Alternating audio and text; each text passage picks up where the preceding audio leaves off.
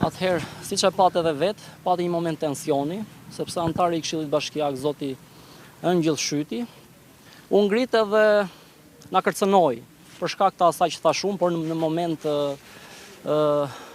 acarimi, tensioni, sepse kuptohet pasi u miratua vendim për cilin ne ishim totalisht kundër, dhe ne i paraqitëm të gjitha argumentet, kryetari i bashkisë tha jo, këto janë teka, është e pavërtet, dhe deri në momentin që situata ishte shumë e qetë, shumë normale, çdo gjë ishte racionale. Pra të gjitha argumentet që paraqitëm ne dhe i kemi paraqitur vazhdimisht, dihen dhe janë shumë të arsyeshme. Në këtë moment kryetari i bashkisë tha kjo është teke dhe hajde ta miratojmë vendimin, pra kjo është e papranueshme. Kështu që nga ky moment ndodhi edhe tensioni me antarin e Këshillit Bashkiak.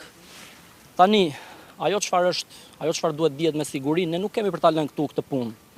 Edhe për këshilltarët turp të kenë, ata që kanë mbajtur këtë qëndrim që nga fillimi, ata që e ndryshuan më vjen shumë keq që duhet të gjendeshin përballë kësaj situate.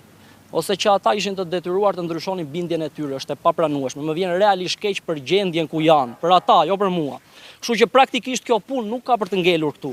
Të gjithë ata që votuan për turp e paçin dhe ne do vazhdojmë ta ndjekim në të gjitha hapat ligjor, do vazhdojmë ta ndjekim ligjërisht çështjen. Dhe ashtu siç e tha edhe Genci me të drejtë, ajo është e papranueshme sepse i gjithë komuniteti është i prekur atje. Kështu që praktikisht ne do luftojmë sepse s'kemi çfarë bëjmë. Pikë. Prekur brez pas brezi se ky personi që po vija.